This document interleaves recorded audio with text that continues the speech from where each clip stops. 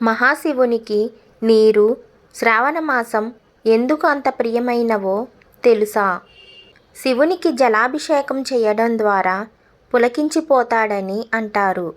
అలాగే శ్రావణమాసం శివునికి కూడా చాలా ప్రీతికరమైనది. ఈ రెండింటిని ఇష్టపడడానికి గల 5 కారణాలు శివమహాపురాణంలో వివరించబడ్డాయి. అవి ఏమిటంటే, పరమేశ్వరుడిని మనస్ఫూర్తిగా ప్రార్థిస్తూ చెంబుడు నీళ్లు పోసినా కూడా పులకించిపోతాడని చెబుతారు. శివుడిని ప్రసన్నం చేసుకునేందుకు ఏ వస్తువులు ఉన్నా లేకపోయినా శుభ్రమైన నీళ్లతో శివలింగానికి అభిషేకం చేస్తే చాలు అంటారు. అందుకే విష్ణువు అలంకార ప్రియుడు, అయితే శివుడు అభిషేక ప్రియుడని చెబుతారు. భోళాశంకరుడికి నీరు ఎందుకంత ఇష్టం? అలాగే శివయ్యకు శ్రావణమాసం అంటే మహాప్రీతికరమైనదని పురాణాలు చెబుతున్నాయి.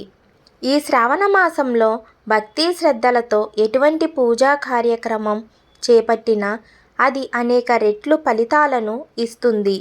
లయకారుడికి నీరు, శ్రావణమాసం ఎక్కువగా ఎందుకు ఇష్టం అనే దానికి సంబంధించి శివమహాపురాణం ప్రకారం 5 కారణాలు ఉన్నాయి. ఒకనాడు బ్రహ్మకుమారుడు శ్రావణమాసం అంటే ఎందుకు ఇష్టపడతారని శివుడిని అడిగాడు. అప్పుడు శివుడు స్వయంగా ఈ 5 కారణాలను చెప్పాడు. మొదటి కారణం, దక్ష మహారాజు యజ్ఞంలో సతీదేవి ఆత్మాహుతి చేసుకుంటుంది. ఆ తరువాత సతీదేవి పార్వతీదేవి అవతారం ఎత్తింది. పార్వతీ పరమశివుని వివాహం ఆడేందుకు కొన్ని వేల సంవత్సరాల పాటు కఠోర తపస్సు చేసింది. ఆమె తపస్సుకు మురిసిన పరమేశ్వరుడు పార్వతీదేవిని పెళ్లాడాడు. శివుడు శ్రావణమాసంలోనే అమ్మవారిని వివాహమాడాడు. అందుకే నాకు ఈ నెల అంటే చాలా ఇష్టమని చెప్పారట. రెండవ కారణం, దేవతలు, రాక్షసులు కలిసి క్షీరసాగర మథనం చేశారు. ఈ మథనంలో ముందుగా విషం బయటపడింది. ఆ విషాన్ని పార్వతీదేవి కోరిక మేరకు శివుడు స్వీకరించాడు. విషం కారణంగా శివయ్య శరీర ఉష్ణోగ్రత పెరగడం ప్రారంభమైంది. అందువల్ల దేవతలు అతనిపై చల్లటి నీరు పోసి వేడిని శాంతింపజేశారు. అప్పటి నుండి శివునికి నీరంటే చాలా ఇష్టం. ఆ నీటి ప్రభావం వల్లే శివునికి విష ప్రభావం శరీరమంతా రాకుండా అడ్డుకుందని నమ్ముతారు. అందుకే శివునికి ఎక్కువగా నీటితో అభిషేకం చేస్తారు. మూడవ కారణం, చాలా ప్రదేశాలలో స్వయంభువుగా వెలసిన శివలింగాలు ఉన్నాయి. వాటిపైన ఒక కలశం వేలాడుతుంది.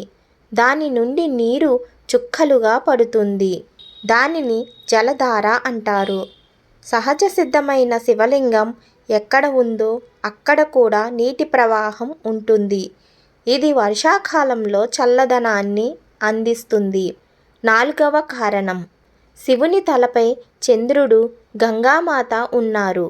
ఇది నీటికి సంబంధించినది. కైలాస పర్వతం చుట్టూ మంచు ఉంది. దాని చుట్టూ మాన్ సరోవర్ ఉంది. ఈ నీటికి చల్లదనం ముఖ్యంగా శ్రావణమాసంలో పెరుగుతుంది. అందుకే శివుడు శ్రావణమాసాన్ని, నీటిని ఇష్టపడతాడు.